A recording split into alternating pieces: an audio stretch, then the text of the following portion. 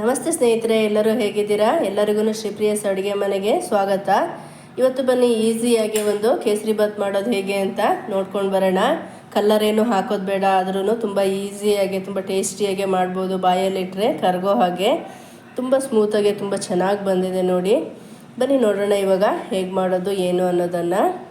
ಕೇಸರಿ ಬಾತ್ ಮಾಡೋದಕ್ಕೆ ನಾನಿಲ್ಲಿ ಹಾಲನ್ನು ತಗೊಳ್ತಾ ಇದ್ದೀನಿ. ಇದು ನಾನು 1 ಕಪ್ ಹಾಲು ತೊಗೊಂಡ್ಬಿಟ್ಟು ಅದಕ್ಕೆ 2 ಕಪ್ ಅಷ್ಟು ನೀರನ್ನು ಹಾಕ್ಕೊಂಡಿದ್ದೀನಿ ನೋಡಿ. ಈ ಕಪ್ಪಲ್ಲಿ ಮೆಜರ್ಮೆಂಟಲ್ಲಿ ತೊಗೊಂಡಿದ್ದೀನಿ. ಇದರಲ್ಲಿ 1 ಕಪ್ ನಾನು ರವೆನ ತೊಗೊಂಡಿದ್ದೀನಿ. ಇವಾಗ ಇದನ್ನು ನಾವು ಬಿಸಿ ಆಗೋದಕ್ಕೆ ಇಡೋಣ. ನಾನಿಲ್ಲಿ ಪ್ಯಾನನ್ನು ತೊಗೊಂಡಿದ್ದೀನಿ. ಸ್ಟವ್ ಆನ್ ಮಾಡಿಬಿಟ್ಟು ಇದು ಬಿಸಿ ಆಗೋದಕ್ಕೆ ಇಡೋಣ. ಬಿಸಿ ಆದಮೇಲೆ ನಾನಿಲ್ಲಿ ಸ್ವಲ್ಪ ಎಣ್ಣೆನ ಹಾಕ್ಕೊಳ್ತಾ ಇದ್ದೀನಿ. ಇವಾಗ ಇದಕ್ಕೆ 1 ಸ್ಪೂನಷ್ಟು ತುಪ್ಪನ ಹಾಕ್ಕೊಳ್ಳೋಣ. ಇದು ನೋಡಿ, ಎಣ್ಣೆ ಮತ್ತು ತುಪ್ಪ ಬಿಸಿ ಆದಮೇಲೆ ರವೆನ ಹಾಕ್ಕೊಳ್ಳೋಣ. ರವೆನ ಹಾಕ್ಬಿಟ್ಟು ಇವಾಗ ಫ್ರೈ ಮಾಡ್ಕೊಳ್ಬೇಕು. ಇದು ರವೆನ ಫ್ರೈ ಮಾಡ್ಕೊಳ್ಬೇಕಾದ್ರೆ ಆದಷ್ಟು ನಾವು ಫ್ಲೇಮ್ನ ಸ್ಲಿಮ್ಮಲ್ಲಿ ಇಟ್ಕೊಂಡು ಫ್ರೈ ಮಾಡ್ಕೊಳ್ಬೇಕು. ಚೆನ್ನಾಗಿ ಇದನ್ನು ಫ್ರೈ ಮಾಡ್ಕೊಳ್ಳೋಣ ನೋಡಿ. ಇಷ್ಟು ಸ್ವಲ್ಪ ಕಲರ್ ಚೇಂಜ್ ಆಗೋವರೆಗೂ ಫ್ರೈ ಮಾಡ್ಕೊಂಡ್ಮೇಲೆ ನಾನಿಲ್ಲಿ 1 ಸ್ಪೂನಷ್ಟು ತುಪ್ಪನ ಹಾಕ್ಕೊಳ್ತಾ ಇದ್ದೀನಿ. ಇದಕ್ಕೆ ಗೋಡಂಬಿ ಹಾಕ್ಬಿಟ್ಟು ಫ್ರೈ ಮಾಡ್ಕೊಳ್ಳೋಣ. ಕೇಸರಿ ಬಾತ್ಗೆ ಗೋಡಂಬಿ ದ್ರಾಕ್ಷಿ ಸ್ವಲ್ಪ ಜಾಸ್ತಿ ಇದ್ದರೆ ಚೆನ್ನಾಗಿರುತ್ತೆ ತಿನ್ನೋದಕ್ಕೆ. ಹಾಗಾಗಿ ಗೋಡಂಬಿ ದ್ರಾಕ್ಷಿನ ಸ್ವಲ್ಪ ಜಾಸ್ತಿನೇ ಹಾಕ್ಕೊಳ್ಬೇಕು. ಇದನ್ನು ಇದರಲ್ಲೇ ಫ್ರೈ ಮಾಡ್ಕೊಳ್ಬೋದು ಅಥವಾ ಬೇರೆ ಬಾಣಲಿಯಲ್ಲಿ ಕೂಡ ಇಟ್ಬಿಟ್ಟು ಫ್ರೈ ಮಾಡ್ಕೊಳ್ಬೋದು. ನಾನು ಇದರಲ್ಲೇ ಸ್ವಲ್ಪ ಫ್ರೈ ಮಾಡ್ಕೊಳ್ತಾ ಇದ್ದೀನಿ, ಜಾಸ್ತಿ ಏನು ಫ್ರೈ ಮಾಡಬೇಕಾಗಿಲ್ಲ. ಅದಕ್ಕೋಸ್ಕರ ಇವಾಗ ಇದಕ್ಕೆ ಸ್ವಲ್ಪ ಒಣ ದ್ರಾಕ್ಷಿನ ಹಾಕ್ಕೊಳ್ತಾ ಇದ್ದೀನಿ. ಇದನ್ನು ಏನು ಫ್ರೈ ಮಾಡಬೇಕಾಗಿಲ್ಲ, ಹಾಗೇ ಮಿಕ್ಸ್ ಮಾಡಿಕೊಂಡ್ರೆ ಆಯಿತು. ಅದು ತುಂಬ ತುಪ್ಪದಲ್ಲಿ ಫ್ರೈ ಆದರೆ ಮೆತ್ತಗಾಗಿಬಿಡುತ್ತೆ, ತಿನ್ನೋದಕ್ಕೆ ಚೆನ್ನಾಗಿರಲ್ಲ ದ್ರಾಕ್ಷಿ. ಅದಕ್ಕೋಸ್ಕರ ಇದನ್ನು ಇವಾಗ ಒಂದು ಸಲ ಮಿಕ್ಸ್ ಮಾಡ್ಕೊಳ್ಳೋಣ.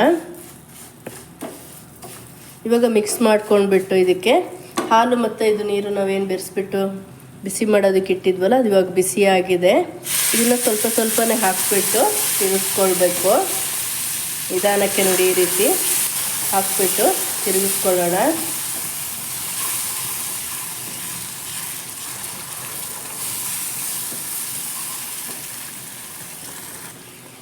ಈ ರೀತಿ ಚೆನ್ನಾಗಿ ತಿರುಗಿಸ್ಕೊಳ್ಬೇಕು.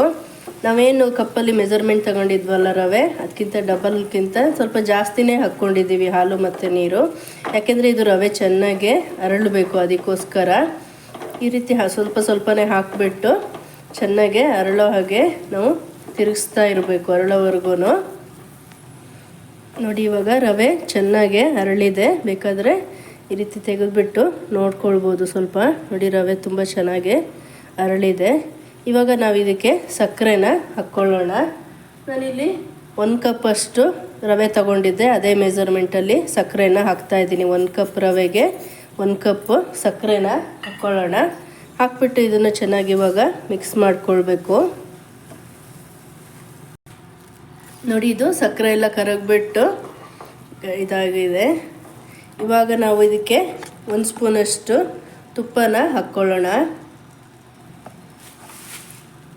ತುಪ್ಪನ ಹಾಕ್ಬಿಟ್ಟು ಇವಾಗ ಒಂದು ಸಲ ಮಿಕ್ಸ್ ಮಾಡ್ಕೊಳ್ಬೇಕು ನೋಡಿ. ತುಂಬ ಸ್ಮೂತಾಗಿ ತುಂಬ ಚೆನ್ನಾಗಿ ಬಂದಿದೆ. ನೀವು ಖಂಡಿತ ಮನೇಲಿ ಒಂದು ಸಲ ಟ್ರೈ ಮಾಡಿ. ಹಾಗೆ ಹೇಗಿತ್ತು ಅಂತ ಹೇಳೋದನ್ನು ಕಮೆಂಟ್ ಮಾಡೋದನ್ನು ಮರಿಬೇಡಿ. ನಿಮಗೆ ಈ ವಿಡಿಯೋ ಇಷ್ಟ ಆದರೆ ಲೈಕ್ ಮಾಡಿ, ಶೇರ್ ಮಾಡಿ. ಹಾಗೆಯೇ ಫಸ್ಟ್ ಟೈಮು ನನ್ನ ವೀಡಿಯೋನ ನೋಡ್ತಾ ಇರೋರು ಸಬ್ಸ್ಕ್ರೈಬ್ ಮಾಡ್ಕೊಳ್ಳಿ. ನೆಕ್ಸ್ಟ್ ನಾನು ಹಾಕೋ ಎಲ್ಲ ವೀಡಿಯೋಗಳೂ ನಿಮಗೆ ನೋಟಿಫಿಕೇಷನ್ ಬರುತ್ತೆ. ನೀವು ಕೂಡ ಈ ರೀತಿ ರೆಸಿಪಿಗಳನ್ನ ಮನೆಯಲ್ಲಿ ಟ್ರೈ ಮಾಡ್ಬೋದು ನೋಡಿ. ಚೆನ್ನಾಗಿ ಈ ರೀತಿ ಮಿಕ್ಸ್ ಮಾಡ್ಕೊಂಡ್ಮೇಲೆ ಒಂದು ಸಲ ಲಾಸ್ಟಿಗೆ ಏಲಕ್ಕಿ ಪೌಡರ್ನ ನಾನು ಹಾಕ್ತಾಯಿದ್ದೀನಿ. ಏಲಕ್ಕಿ ಪೌಡರ್ನ ಒಂದು ಸಲ ಹಾಕಿಬಿಟ್ಟು ಇದನ್ನು ಮಿಕ್ಸ್ ಮಾಡಿಬಿಟ್ಟು ಸ್ಟವ್ ಆಫ್ ಮಾಡಿಕೊಂಡ್ರೆ ಕೇಸರಿ ಬಾತ್ ರೆಡಿ ಆಯಿತು ನೋಡಿ. ತುಂಬ ಸ್ಮೂತಾಗಿ ತುಂಬ ಇದ್ರಾಗ ಬಂದಿದೆ. ನೋಡಿದ್ರಲ್ಲ ಸ್ನೇಹಿತರೆ, ಯಾವ ರೀತಿ ಮಾಡೋದು ಏನು ಅನ್ನೋದನ್ನು. ನೆಕ್ಸ್ಟ್ ಇಂಥದ್ದೇ ಒಂದು ಒಳ್ಳೆ ವೀಡಿಯೋದೊಂದಿಗೆ ಭೇಟಿಯಾಗೋಣ. ಅಲ್ಲಿವರೆಗೂ take care, bye. Thank you.